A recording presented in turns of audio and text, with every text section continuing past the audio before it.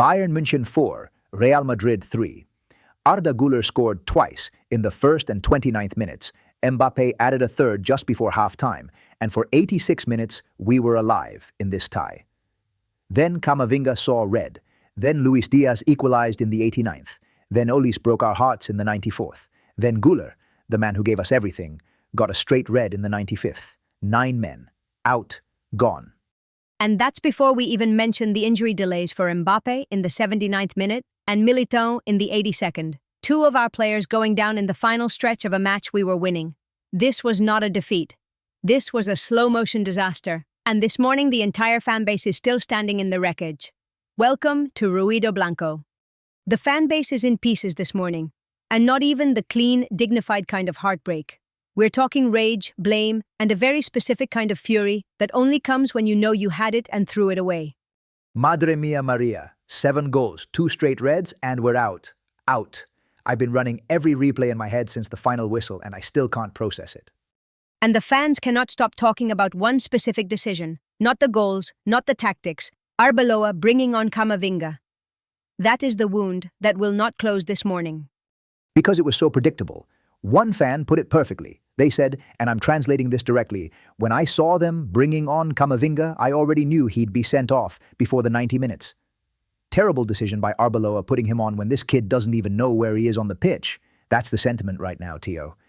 And to be fair to that fan, the data backs it up. Camavinga came on in the 62nd minute, picked up a yellow in the 78th, and then a straight red in the 86th. That's a 24-minute window, and he managed to get himself sent off. When you're already navigating a knife-edge tie, that substitution changed everything.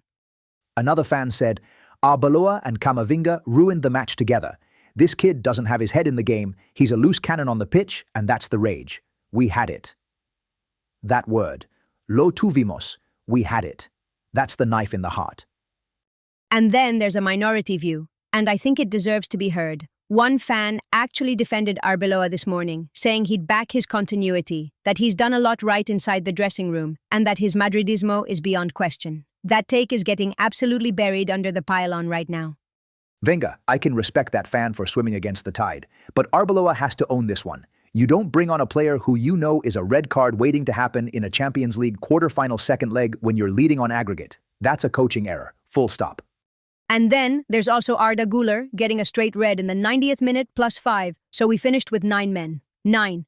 The chaos at the end of that match was something else entirely. Que barbaridad.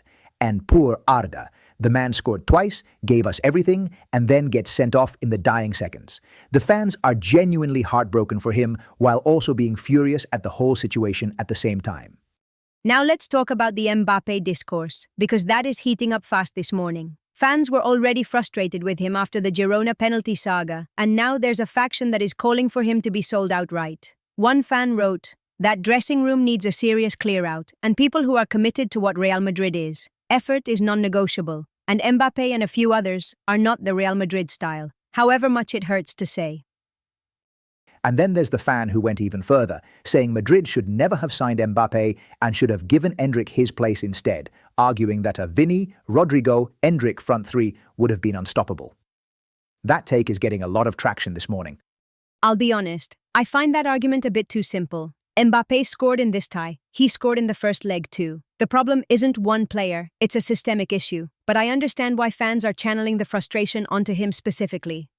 The timing stamp fans are posting is brutal, by the way. Someone listed every goal with the exact video timestamp. Güler scores, Pavlovic equalizes, Güler again, Kane, Mbappé, then the Camavinga red, then Luis Diaz, then Olise in stoppage time. Just laid out like that, cold and clinical. It reads like a horror story. And there's a McManaman quote floating around that is adding fuel to the fire. He's apparently said something along the lines of, "The players are the bosses at Real Madrid," implying the dressing room runs itself.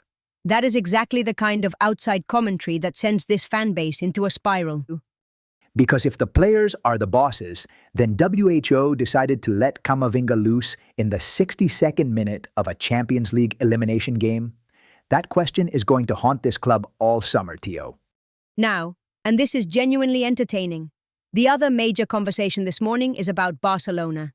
And it is not sympathetic. Fans are absolutely cackling at their own misery, while simultaneously pointing at Barca's exit from the Champions League and saying, "At least we're suffering together." Hala Madrid, even in our darkest hour we find comfort in Barca's pain. One fan literally said, "Seeing that guy cry brings me happiness after being sad yesterday." That's pure, unfiltered Madridismo right there. But there's also a more self-aware fan in the mix who said, and this is a good one, "You were all laughing at Barca, and now Madrid fans have another nothing to show for it." That's the brutal countertake that's circulating, and it stings because it's not entirely wrong. It stings deeply, Maria. The same fans who were spending all week mocking Barca's UCL curse are now sitting in the same waiting room. And someone pointed out, the 3 Champions League semi-finalists apparently include 3 of the 4 best teams in Europe who lead their leagues, and then Atletico, who apparently don't deserve to be there. So Madrid and Barca are both watching from home, while Atletico are in the semis. Let that sink in. There's also a genuinely funny comment about Bayern mocking Madrid with the Juanito 90 Minuti quote. Bayern apparently posted 90 minutes at the Allianz Arena is a very long time after the result. I have to admit, that is a quality wind-up from Munich. Using Juanito against us. Using Juanito against us. That is psychological warfare of the highest order, and I respect it as much as I hate it. So, where does this leave us? Eliminated from the Champions League, La Liga campaign that's been hanging by a thread for weeks, and a summer of massive questions. Arbeloa's future, Mbappé's place in the project, the dressing room dynamics. The fan base is going to be processing this one for a long time. And the next match is Deportivo Alaves in La Liga on the 21st, 5 days away. After all this, Tio, that fixture is going to feel very, very strange. But the conversations between now and then are going to be anything but quiet. We'll be right here tomorrow morning with whatever the fan base is cooking overnight. Hala Madrid, even when it hurts. Okay, the fans have said it. Lo tuvimos. We had it. But Maria, you've been sitting there with the numbers this whole time, and I need to know, do the stats actually confirm that feeling, or are we just telling ourselves a story to cope? What does the data say actually happened out there at the Allianz Arena? Here's what the cameras didn't capture. Real Madrid were actually the superior open play team in this match. Their expected goals from open play was 2.08 versus Bayern's 1.24. Arbeloa's side created genuinely better chances through transition football for the vast majority of this game. Wait, hold on. Real Madrid, with 31% possession, with Kimmich basically living in their midfield, were actually creating more danger? That cannot be right, Tio. The numbers tell a completely different story to what the scoreline suggests. The reason Real Madrid lost this match was not open play. It was set pieces. Bayern's expected goals from set plays alone reached 1.09. Real Madrid's 0.10. Bayern's dead ball threat was 10 times greater, and it started in the 6th minute when Pavlovic headed in from a Kimmich corner. A full expected goal just from set pieces. Madre mia. So Pavlovic's header wasn't a fluke, it was basically the first domino in a set-piece machine that was always going to punish us? Exactly, and the corner numbers are even more alarming. Bayern generated 0.96 expected goals from corners alone, nearly a full expected goal just from corner kicks, against Real Madrid's 0.05. Bayern had 9 corners. Real Madrid had 2. That's not a tactical battle. That's a structural vulnerability being exploited all night. So, while we were actually winning the open play football, Bayern were quietly building up almost an entire expected goal just by walking up to corner flags. That is genuinely terrifying. Now let's talk about the midfield, because this is extraordinary. Joshua Kimmich completed 118 passes in this match. Real Madrid's entire team completed 293. Kimmich alone accounted for 40% of Real Madrid's total team output. One player. One man completed passes equal to 40% of our whole squad? That is not a football statistic. That is a crime scene. How were we even in this match? Because Real Madrid stopped trying to play through Bayern and went purely on the counter, which is precisely why their open play expected goals was higher, despite barely touching the ball. The successful long passes percentage tells you everything. Bayern at 59%, Real Madrid at 36%. Every time Real Madrid tried to play direct, they were losing the ball, so they stopped trying, sat deep, and hit on the break. And it worked, until the 86th minute. Mbappé's goal at 42 minutes, that was the counter-attack strategy, working perfectly. So Arbeloa had actually found the answer to Bayern's dominance. We were leading 3-2 with 4 minutes left. Tio, 4 minutes. Here's what the cameras didn't fully capture about those final minutes. Arda Güler was rated 7.83 on the night, the highest of any Real Madrid player. 2 goals, 3 ball recoveries, the one player capable of holding the ball under pressure and relieving the defensive line. Arbeloa substituted him off in the 90th minute, with Real Madrid leading 3-2 and already down to 10 men after Camavinga's red card. He took off the best player on the pitch, with 10 men, while winning. Wenger, there has to be a tactical explanation here, right? Please tell me there is a tactical explanation. The data makes the explanation very difficult to find. Within 89 seconds of Güler leaving the pitch, Luis Diaz had equalized. Within 5 minutes, Olise had scored the winner. Both Bayern goals came in the period from the 89th to the 90th plus 4. 0 Real Madrid goals in that same window. The goals scored after substitution metric is damning. Bayern 2, Real Madrid 0, all within 5 minutes of Güler's removal.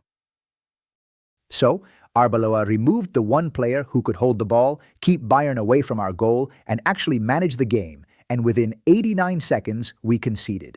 I am not calm about this. And the expected goals on target number frames the whole night. Bayern at 2.86 versus Real Madrid at 1.51. Bayern's shots were nearly twice as dangerous in quality. The only viable survival strategy in those final minutes was keeping the ball, and Güler was the only player on the pitch capable of doing that. His removal also coincided with Güler receiving a straight red card at 90 plus 5 after coming off the bench, which tells you something about the emotional chaos that decision created. So, let me understand the full picture here. Real Madrid were the better open play team. They were winning 3-2 with 4 minutes left. Their best player was still on the pitch. And then, in the space of 5 minutes, 2 red cards, 1 catastrophic substitution, and 2 Bayern goals. And a match that the expected goals data says Real Madrid deserved to win is gone. That is not a defeat. That is a collapse of a completely different category. The big reveal is this.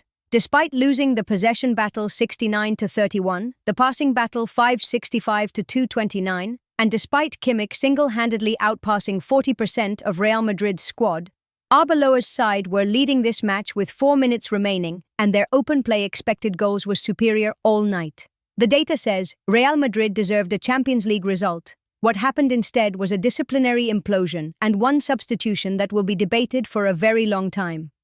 And that's the thing that will keep every Madridista awake tonight. And probably for weeks. The fans are right to feel robbed, and the data confirms they have every reason to feel that way. Real Madrid won the football match that mattered. The open play battle, the counter-attacking game Arbeloa had built, and then lost the match that happened around it. 2 red cards, a set-piece vulnerability that was 10 times Bayern's, and 1 substitution that the numbers say was indefensible. The fanbase's rage isn't just emotion, it's statistically justified. We'll be back tomorrow morning with more fallout, more data, and probably more fury. Hasta mañana, Hala Madrid, even from the outside looking in.